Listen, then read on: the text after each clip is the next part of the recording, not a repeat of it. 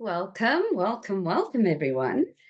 My name is Licia Dewing, and you're here at the first Friday of the month career strategy session. Give me a minute to get everything set up and working because I've got a LinkedIn audio event happening. So welcome to everyone in the LinkedIn room. And I'm simultaneously running this on Zoom with some people who've joined me here on Zoom. So thank you to those who are here, whether you're joining by LinkedIn audio or Zoom. I'd love those people that are in the room on the LinkedIn audio. If you could just put thumbs up or give me a reaction that you can hear me clearly and everything's working well. Looking at you, Alexandra, if you could, great. Thanks, Peter. Thanks, Elsie. And for thumbs up there. And to everybody in the Zoom room, if you could do the same. I will be letting some latecomers in because things always don't happen straight on time. So thank you. Hi, welcome to everyone. If you could just make sure that you mute your mics, but it is automatically set at that. So while I'm just getting myself all set up, I'd love to know from whether you're here in the Zoom room or whether you're joining me on LinkedIn Live. I'd love to know if you are new to me or if you are part of my tribe, meaning, have you been following me for some time? Do you know what's going on? Are you signed up and subscribed to my newsletter? That's what would equal tribe. And new to me would be that we've not necessarily engaged. If you're in the Zoom room, you can just type into the chat, new or tribe. And if you're in the LinkedIn audio room, how about we say thumbs up for new and heart for tribe? You should be able to get those various reactions. So some thumbs up and some hearts and some new and tribes coming through on Zoom. Thank you for that. So welcome to everybody who's new and welcome back to everyone who's in the tribe. I'm going to start off by introducing myself. So my name's Licia Dewing. I'm a career strategist. I'm based in Cape Town, and I get the great pleasure of working across the globe. I completely believe that you can design a career that you want, and yes, you can revolutionize your work, and you can own your career in all senses of the word owning. Why do I believe this? Well, because it was the opposite for me 10 years ago. My journey was that I was stuck, stagnant, very frustrated, and was making fear-based decisions. I desperately needed to career strategize myself back to my purpose, and I decided to become the person that I needed. I built out a process of knowing who you are, telling the world who you are, and finding the people who want who you are, which is what my signature career strategy work is. It meets you where you're at, and where we create a new mindset, we must match that with an action step in order to move forward. And you're here attending the first Friday of the month career strategy session. Please be sure to subscribe to the event. If you're in the Zoom room, or you would have got a Calendly notification, that means that you're subscribed. If you're joining on LinkedIn audio and you're not sure if you are subscribed or not, there is a link in the description of the event that says register, and that allows you to join the event community. Now, there are 3 benefits of joining the event community. Firstly, you'll get the replay, so you can pay attention now and ask some questions, but you'll get a replay. Secondly, you'll also get notified of next month's session, which will be the first Friday in June. And thirdly, and probably most importantly, is you'll have the opportunity to send me your questions. So please make sure that you're subscribed. I'm very excited to be running these first of Friday sessions. It's a great way for me to interact with some new people and to see some tribe people around. So I really appreciate the opportunity of being able to do this. And isn't it great that we can be in multiple places at once? LinkedIn audio on our phone and Zoom in order to be able to offer the replay for everyone. So firstly, before we begin, we're going to get into talking about working with recruiters, and I'm going to talk through what different types of recruiters are there. Also going to talk through explaining what their business model is. I'm going to share with you how to find a good recruiter. We're going to talk about how you can get a recruiter to call you back and contact you. And then I'm going to run through some questions that you can ask them that will really help set you up for success in your negotiations with them. And then at the very end, I'm sure there'll be time, we're going to run through some tips for success in terms of what you need to do to be able to drive and move that relationship forward. I just want to acknowledge, though, before we start, that for those of you in the Zoom room and for those of you here on LinkedIn Audio, as well as the people who couldn't attend live and they're going to be catching this on the replay, is that I want to acknowledge that you're being strategic. Being strategic is about creating a mindset and then matching it to some action. And showing up today and being here right now tells me that, one, you're completely ready to get strategic about things in your career and take ownership of your career. I also want to just caution you that if you are, if working with a recruiter is part of your career strategy, then fantastic. You're going to get some great insight and great understanding of what the important, precious relationship is that you can develop with recruiters. But please only take what's right for you. Extrapolate only what's best for you. Unless you and I are working one-to-one together, this information is something that you need to obviously interpret. And then secondly, in terms of being strategic, switch off all distractions. Be present, be focused. This is an investment of your time. We're going to be here for the next 40 minutes or so. Give me some active listening. And I want you to take notes. Take notes of the things that trigger you and take notes of the things that you want to take away. Triggers would be anything that I might say that you either disagree with or you've never heard before or you question. Write that down because that's leading you to some information. And obviously takeaways and things, hopefully there'll be many takeaways that you get, you're going to write them down.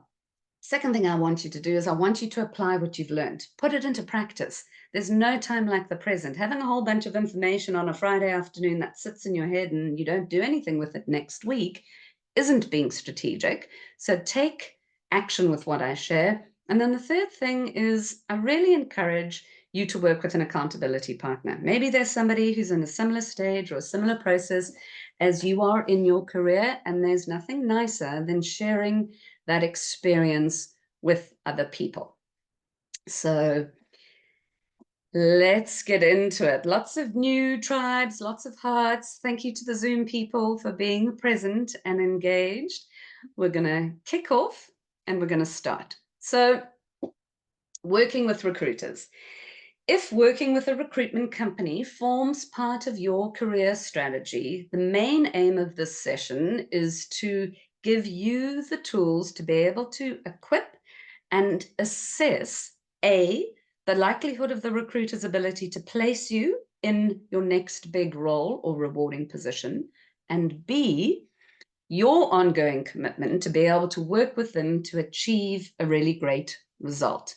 So I'm specifically wanting to create this information for you because recently there's been a lot of bad rap for recruiters on LinkedIn. I don't know if any of you might have been following or seen that, but there's been a whole lot of people saying a whole lot of stuff, and that's not great.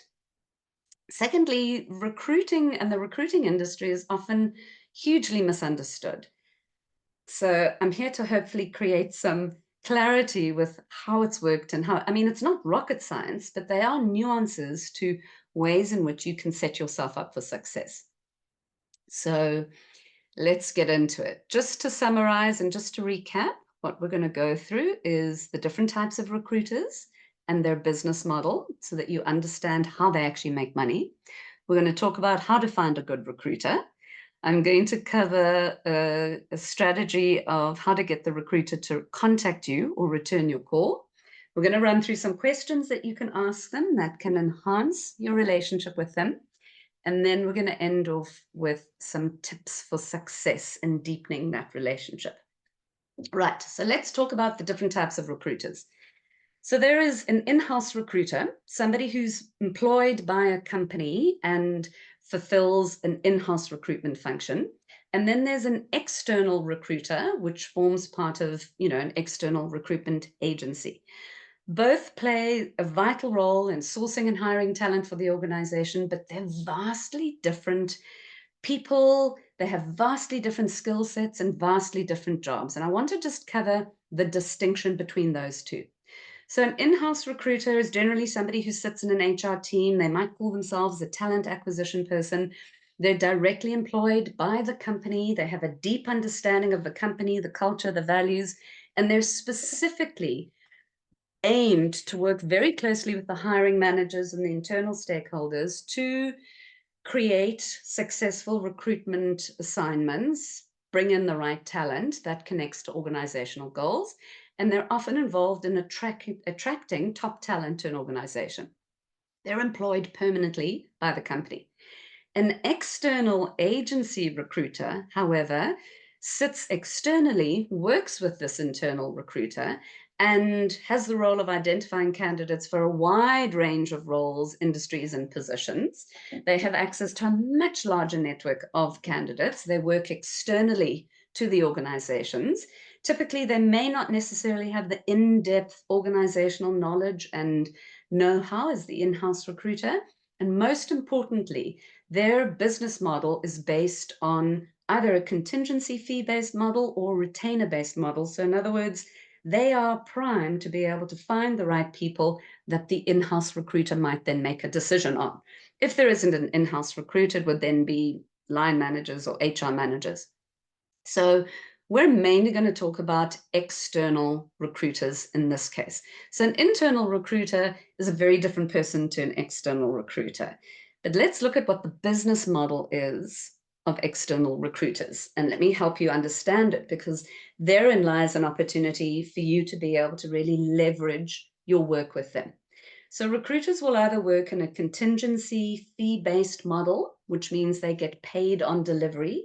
They get paid on finding the right person for the role for their client, or they'll work on a retained based model, which means they get a percentage of the portion of the fee throughout the process. Now, in the contingency fee-based model, a global average recruitment placement fee can be anything between 15% up to 30% of the candidate's annual salary. So if you're in a position right now, just do the calculations and work out what 15% or 30% would be of your gross annual salary. That's the proportion of fee that gets paid to the recruiter, which can be a hefty amount.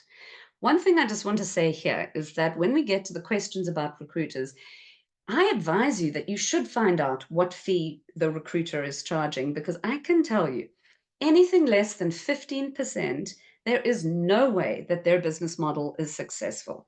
I've been in the recruitment industry and I know how hard it takes, I know the process it takes to find and identify and do proper background checks and spend the time with a candidate to know that they're the right fit for a company. And it simply can't be done at anything less than 15%. Are there companies that do charge lower placement fees and they have different models? Absolutely. But the traditional sense of a 15% fee or above is really the right amount that a recruiter should be charging in order to deliver the right service. So the contingency fee-based model often means that they're charging slightly more than the recruitment, the retainer fee-based model, often means that they're charging more than the contingency fee-based model. So it could be up to 33% of the salary, and it's normally broken down into smaller pieces. So a company that's retaining a recruitment agency generally gives them exclusivity on the assignment. So only that recruitment company is searching for that particular person. And they would have the retain-based model where they would be paid a fee for creating the shortlist, running the interviews, and placing the person. Both of those business models offer replacement guarantees.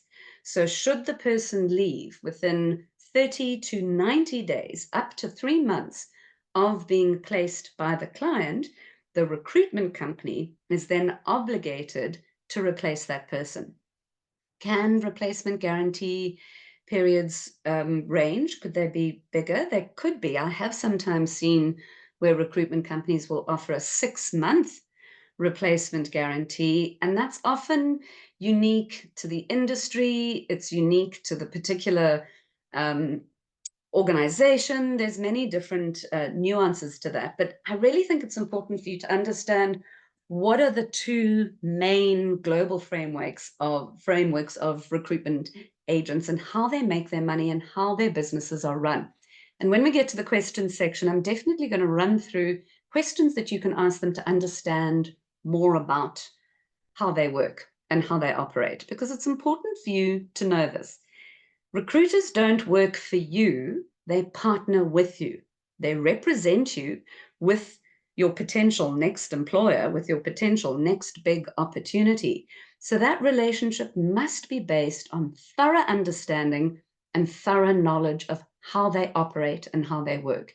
You wouldn't go into a partnership with somebody with not knowing this information, particularly if they're representing you and they're putting you forward for something. So business model is important. Think about what I've said in terms of the contingency fee-based model, the retained-based model, and the fact that there's a replacement guarantee. When you really understand how they operate, it illuminates how they work and how you can get your best, leverage the best relationship with recruiters. Yes, thank you to the Zoom guys. Absolutely. It's interesting to know for sure how different organizations run. And look, is there everything and in between what I've described? Completely. Can a recruiter run a business in a completely different way? Sure. But at the end of the day, they're definitely bucking the system of what is a global industry standard. Okay. Let's get on to talking about how to find a good recruiter. So I did a quick search before this call on LinkedIn using their search filters, and out of 1 billion people, around 2,480,000 call themselves recruiters. Now, that's not including talent acquisition. So just in South Africa alone, there's around 11,000 recruiters, which is huge. There's around 3,200,000 talent acquisition profiles on LinkedIn.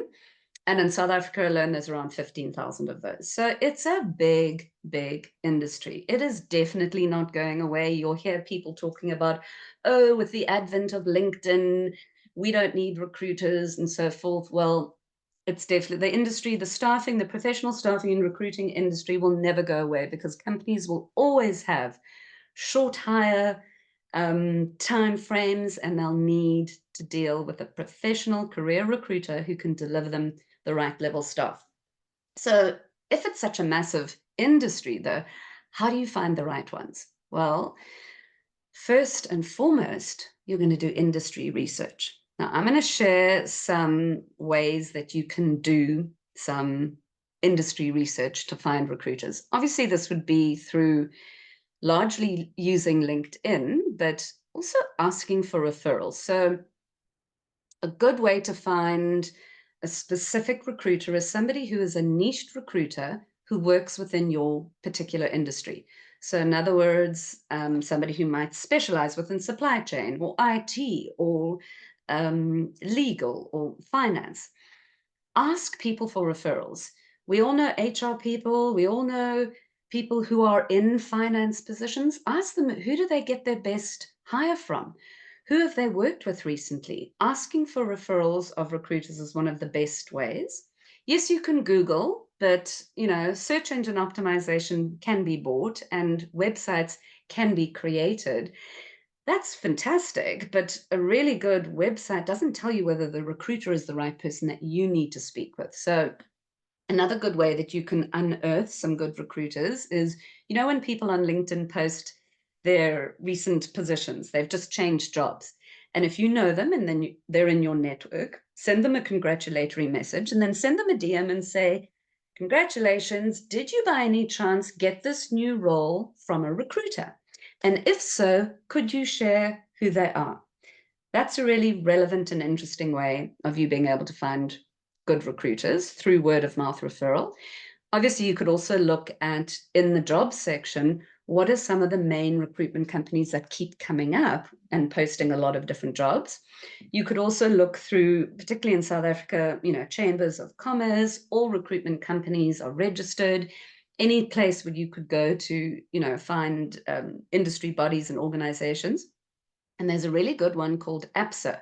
APSA is the Association of Personnel Services Organization, and they're dedicated to setting the standard and promoting professionalism within South Africa and Africa. So they're an NPO. Their website is apsa.org.za.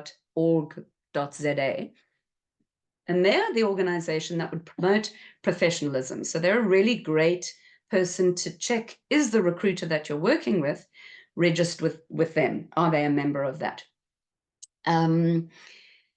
Yeah, so I would say that the best way to find a good recruiter is to have ears to the ground, ask for referrals, and look at various industry lists, cross-reference that with APSO.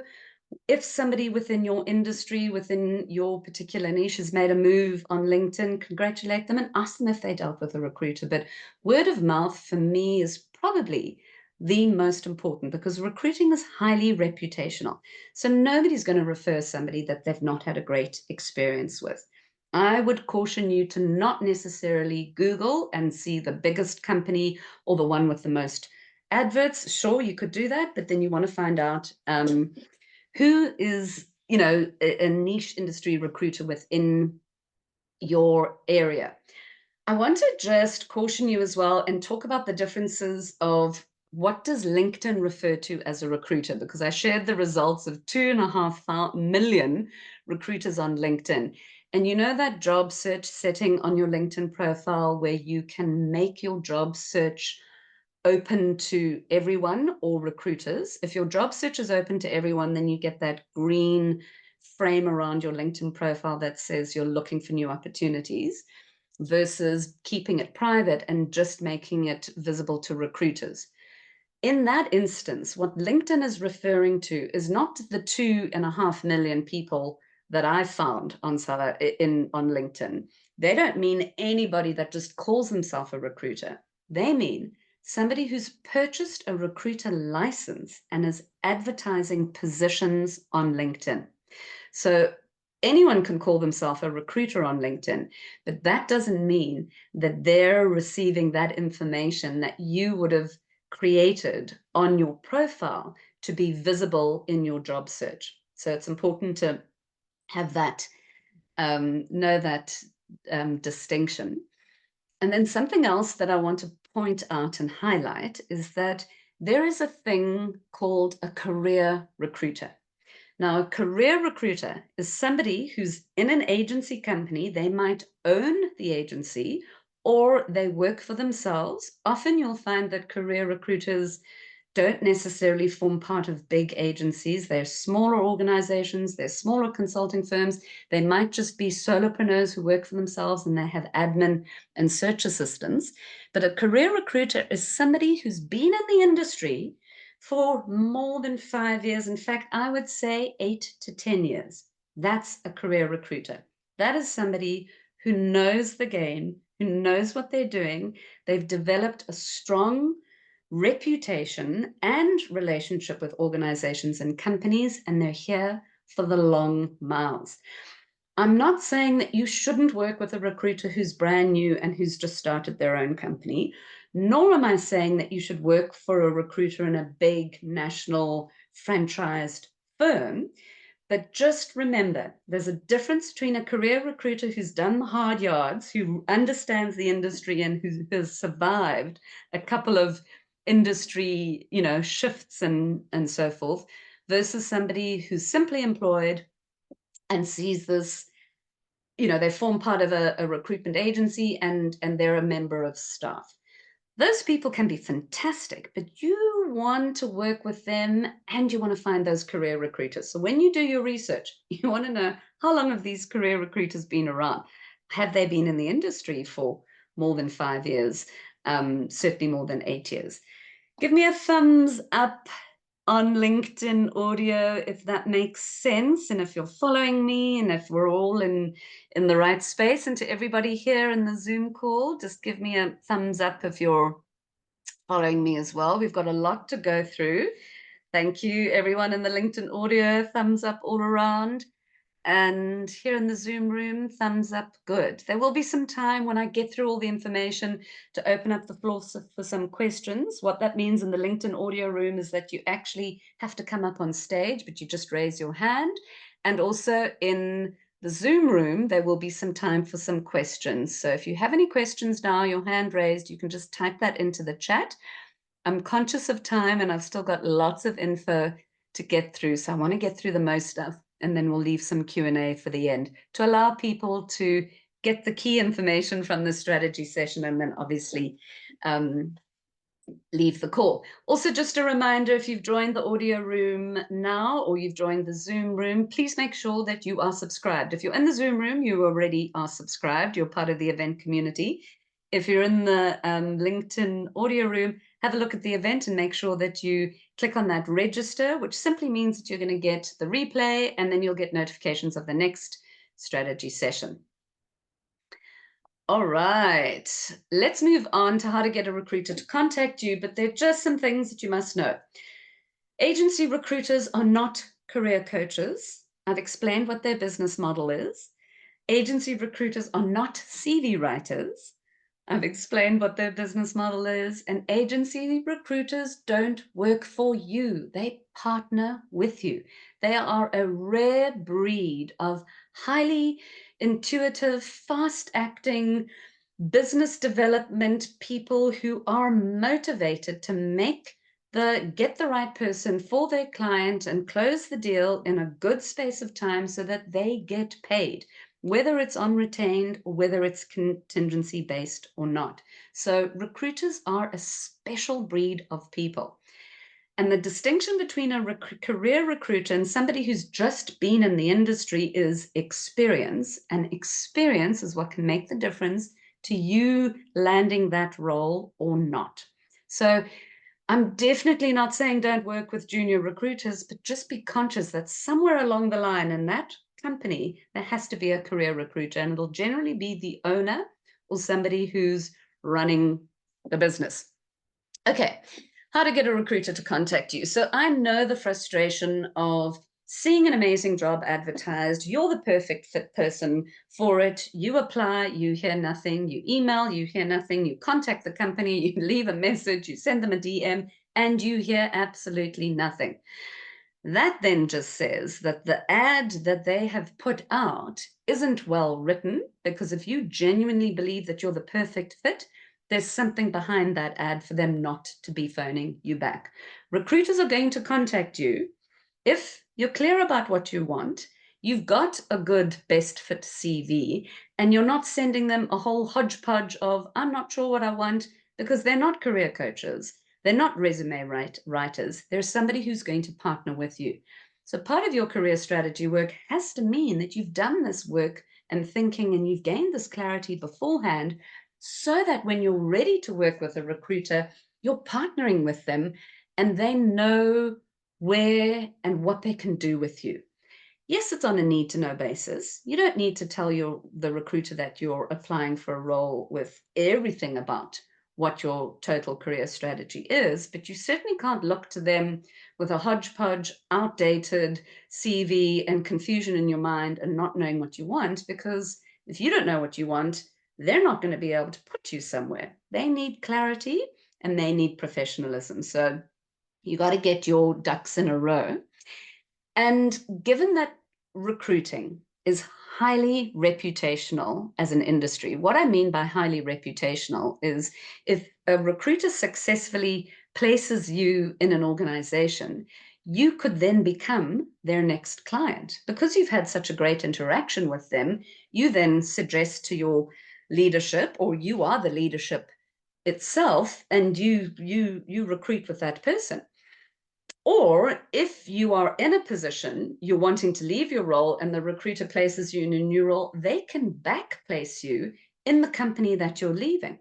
So recruiters know it's highly reputational, and they're often, as I said, career recruiters love to be referred by word of mouth. So the best way to get a recruiter to return your call, provided you've got a clear CV, you know what you want, and you've already done the work beforehand, is you send them a message and you say to them, I've been referred to you.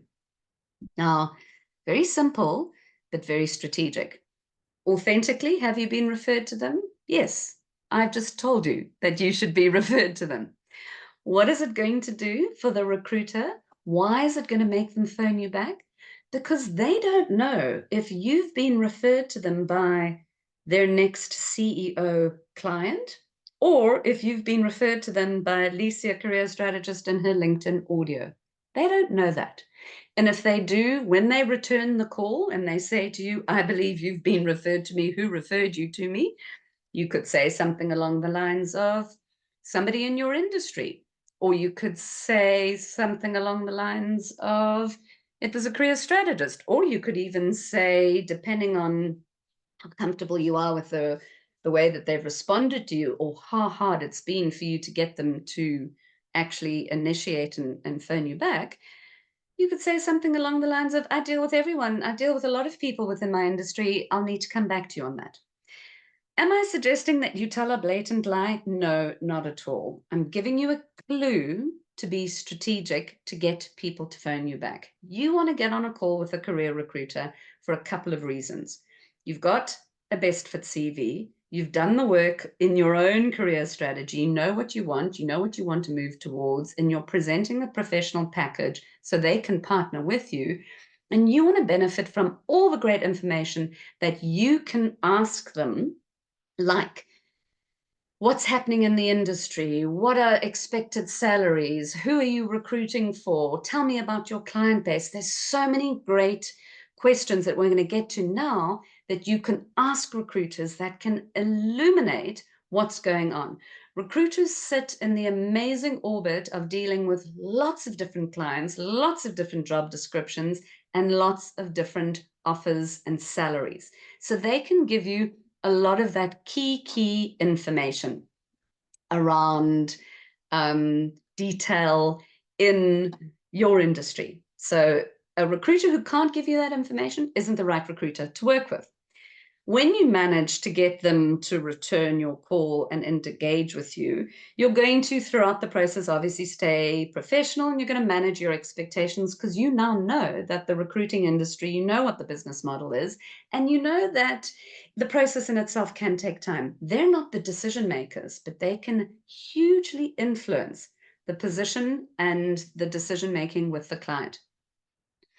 When you've got this recruiter on a call and they've seen your CV or you're engaging with them on email, here are some things that you can do to establish how to work with them, and they will be impressed with this. Say to them, what should I know about working with you?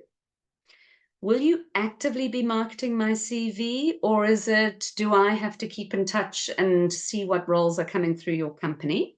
Do you send my CV to multiple different roles with multiple different clients, or are you working on a one client only basis? You can ask them if they'd be happy with you working with other recruiters, or would they prefer that you keep yourself exclusive to just work with them, which puts more pressure on them to keep up with what your needs are. And you can also say to them, what kind of frequency of communication do you need from me? Is it okay for me to WhatsApp you? Do you want me to send you regular emails? How do you want me to work with you? That's important. You're setting the boundaries up front and you're asking the recruiter, what's relevant? What do you need from me? Does that sound great, relevant? Does that make sense? Can I have a quick round of some thumbs up in the LinkedIn audio room and on the Zoom room? And if there are any questions that you have, particularly in the Zoom room, go ahead and share them in the chat and I'll address them at the end. And if you are on the LinkedIn audio, if you have any questions, please feel free. When we finished, you can put your hand up and I'll add you to the stage, which means that you can take the mic and speak. Okay, so we have covered what a recruiter is, different types of recruiter. We've covered their business model. We've covered a very simple process of how to find a good recruiter. We've also talked about career recruiters, and I've given you an insight into how to get a recruiter to contact you back. Very simple process. Now we're going to move on to the types of questions that you can ask recruiters. So this is in the scenario that a recruiter has contacted you and wants to work with you. They might have found you on LinkedIn, you might have sent your CV to them some months ago or whatever. They're now saying, hey, we want to work with you. We've got this position. We want to send you through to our client. Now, these questions that I'm going to share with you are unusual. It might take your career recruiter by surprise, but it really, I honestly believe that I don't, and I know in the 10 years that I've been doing career strategy work, that a successful, confident recruiter will have no problem answering these questions. They're not going to take offense to it. And if they do, you might then want to question, are they the right people to work with you? Because they're partnering with you and they're representing you in your next career move. You want to be strategic and you want them to know that this is a partnership that you value, but one that you're also being cautious about. You're not just letting them take your CV without having a conversation with you and dropping it, splashing it on goodness knows every client's desk. So here are a couple of questions that you can ask them, mainly to establish the recruiter's footprint within your specific field. Here's 4 questions. You can ask them this. When last did you place someone in my specific industry? You could ask them, when last did you place someone with my particular type of experience and qualifications? You could also say, when last did you place someone with this particular client? Or you might even want to say, when last did you place someone? Now, the recruiter might find these unusual, but you're going to soften it by saying, I just have a couple of questions that I have for you. Do you mind if I ask you a few things about your specific field? You're not going to ask them all 4 of these questions. Pick the one that makes sense and relevant, and you'll use that. The next thing that I would encourage you to do is you want to understand what level of control does this recruiter have over the assignment. They've contacted you, they found you on LinkedIn, or you've approached them and they've not got a role. You want to know, how much control do they have? So you want to ask them, are you retained exclusively by the client to recruit for them? Or is this a contingency fee-based model where if you place successfully, you get paid, and there are lots of other recruiters working on the same assignment? That is important, very important. So you're trying to gauge, do you have full exclusivity on this role, or are other recruiters working with the same client? That gives you an idea about how much control they have over it. You also want to ask them, what is your history with working with this company or this client? Who is the decision maker, the final decision maker in this process? And what can you tell me about previous people that you've placed within the organization? If they say we've not placed anyone here, and if they say I can't tell you anything about the decision makers and we're not exclusively working on this role and other people are recruiting, know that this recruiter has no level of control over that particular assignment. And the opposite is obviously also completely true. These are some questions that you can ask about how the recruitment company works. How many clients do you actively work with? What is your business model? Retained, contingency fee. What fee do you charge your clients? I'm interested to know. And what guarantee terms of business do you offer on placed candidates? A recruiter might find it unusual that you're asking them what fee they charge and what their guarantee is, but this is the money they stand to make on placing you successfully. And this is what their terms of business is, should the placement not go well. I don't see any reason why a recruiter would not want to share that with you. And if they don't, there's a concern, there's definitely a red flag for me there. Another thing that you can ask is you want to sort of establish the level of engagement with the recruiter. So you can say to them, you can obviously clearly tell from their LinkedIn profile how long they've been working with the company. You want to establish if they're career recruiters. Are you a partner of the business? Are you an owner of the business? Why are you working with this particular business? If they've moved around a lot and had lots of different recruitment companies that they've worked with, ask them why they're working with the one that they are working. You could even ask them, why do they like recruiting? What is it that they enjoy about the industry? You can ask them what their personal average placement ratio is. So what is their success of placing? How often have they placed, and what success have they had in placing? And you're also able to ask them, how many positions do they work on at one time? All of that is not top secret information that the recruiter has to keep close guarded. You are seeking to develop a successful relationship with a career recruiter and partner with them. And it is within your right, I believe, to ask them these questions. If any of these questions go down like a lead balloon, or the recruiter's not interested or takes offense to you asking them this, please tell them that I was the person that suggested it, that I'm a career strategist, an ex-executive recruiter, and had myself been asked these questions and would be very happy to answer it. Understand the nature of the person that you're dealing with, and this allows you to develop a really successful relationship with your recruiter. You want to treat them with the utmost respect and partner with them. And this is how you go about doing it, by really unearthing some valuable questions. Something that you could also do if you're working with a recruiter and during the process you're finding something a little bit off, or you're not quite enjoying the engagement, but they're in the process of waiting to get back to you or giving you feedback and you're not quite sure, and you need to kind of leverage into that relationship or just get them to notice and pay attention, and you're finding that they're not really available to you, you could ask them this. What do your current or previous clients say about working with you? And is there any way that I can offer a recommendation to that? In the middle of the assignment, where you're starting to feel like the recruiter is disappearing and you can't find them and you're wanting feedback, send them an email, CC the receptionist or the person that you've been liaising with in the agency, and say, just interested to know where I can provide recommendations. Word of mouth is so important. What do people previously have worked with you said, and where can I offer this information? This is very quickly going to get that person to either respond or pay more attention and offer you the type of partnership that you deserve to have.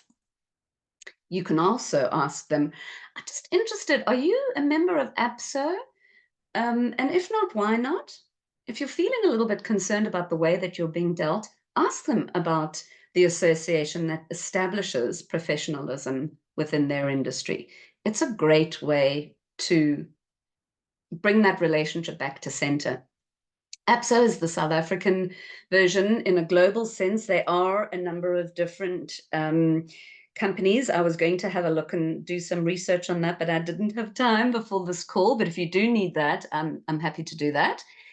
But those are the questions: establishing your reputation, establishing the reputation of the recruiter, establishing the level of engagement from the recruiter, getting an understanding of how the recruitment company works, knowing what level of control the recruiter has over the particular assignment, and establishing the recruiter's footprint within your specific field.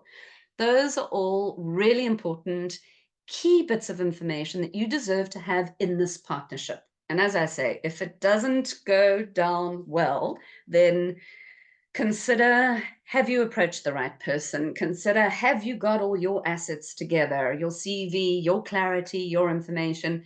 I mean, this is a human interaction, and you must also take responsibility for where things might not go well in the engagement.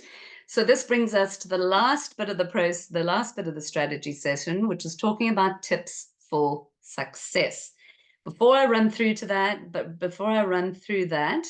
after the tips for success, we're also going to have some opportunities for some Q&A. So if there are any questions from everyone in the Zoom room, please just type them into the chat. And if there are any questions from the LinkedIn audio room, you're welcome to put your hands up, and then we'll deal with those afterwards. And also just a reminder, if you're in the LinkedIn audio room, please make sure that you're registered in the event community, because there's a link in the event that says register. This will make sure that you get the replay. This will also make sure that you get the notification of the next strategy session happening on the first Friday of next month. And it'll give you an opportunity to ask me some questions or make some suggestions about what you want me specifically to run through. Okay, let's talk about some tips for success. Clear communication. This is a relationship. This is a partnership. You have to be completely transparent around who you are and what you want. You don't have to tell the recruiter everything. It is a little bit of need to know basis, but helping them understand exactly what you want, because you've done your strategic work and you know where you want to move to, arms them with what they need to do with you. You want to stay engaged, keep regular contact. One of the questions was, how do you want me to connect with you? How do you want me to communicate with you? Show your interest, be available. Don't avoid calls, don't disappear, because that's not cool. And that's what their industry gets hugely wrapped over the knuckles for. So don't be that person. Be completely engaged when you're working with somebody. Provide accurate information. A huge big thing that always comes up is recruiters will say, please send me your payslip. You don't have to send your payslip. You also don't have to tell them exactly what you're earning until such time as you've done your research, you've asked them those questions, you feel comfortable with the company. You can then say to them things along the lines of, my gross is this amount. It makes sense for me to move for that amount. You don't have to tell them everything that you're earning, and you certainly don't have to send them a pay slip unless you've done your checking and you know that this is the company that you want to build a relationship with. Obviously, you want to provide feedback. You want to keep them completely in the loop. Yes, you're going to stay professional, that goes without saying, but the most important thing is I want you to keep an open mind. The recruiter might have insights into a role that could be a great fit for you. They're not a career coach, but they might encourage something, and then you're going, no, no, no, I don't want to do that. I don't want to waste anyone's time. Keep an open mind and go with it and see what comes of it. And then also you're going to manage your own expectations, because the process itself, judging from current recruitment processes, can take anything from 3, 4, up to 6 months, simply because the client and the organization have all these hoops that external agencies and recruiters have to jump through. That's on the outset, but generally could take as short as 6 weeks. It could take as anything as up to 3 to 4 months. That hugely depends on the industry, the role, the seniority, and the position, and so forth. But there are some tips to help run through success with recruiters. We're nearly running out of time. 1:51. Okay, any questions? Don't worry if you don't have any questions. That's absolutely fine. I know sometimes that we're here just to listen and we don't need to have questions. But if you're in the LinkedIn audio room and you have a question, just put your hand up and then I will add you to the stage. No question is too small or too strange or too odd. And if there are any questions in the Zoom room, thank you. Some thumbs up, some people having to leave. That's absolutely fine. If you need to get going, no problem. I get that. I'm going to just suggest this in the interim while we're waiting to see if there are any questions. I'm going to set a challenge.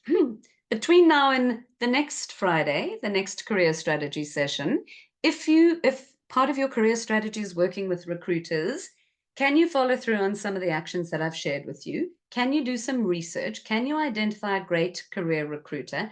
And can you ask them some of the questions that I've suggested that you ask? Yes, you can. What would the difference between now and the next 4 weeks mean for you to deepen a relationship with a solid career recruiter who's in your industry? So much. That connection is something that can last an absolute career lifetime, and it can be the most valuable asset. As a career strategist, though, you need to do the work. You need to get clear about what you want, what makes sense in your career, what's the right next step.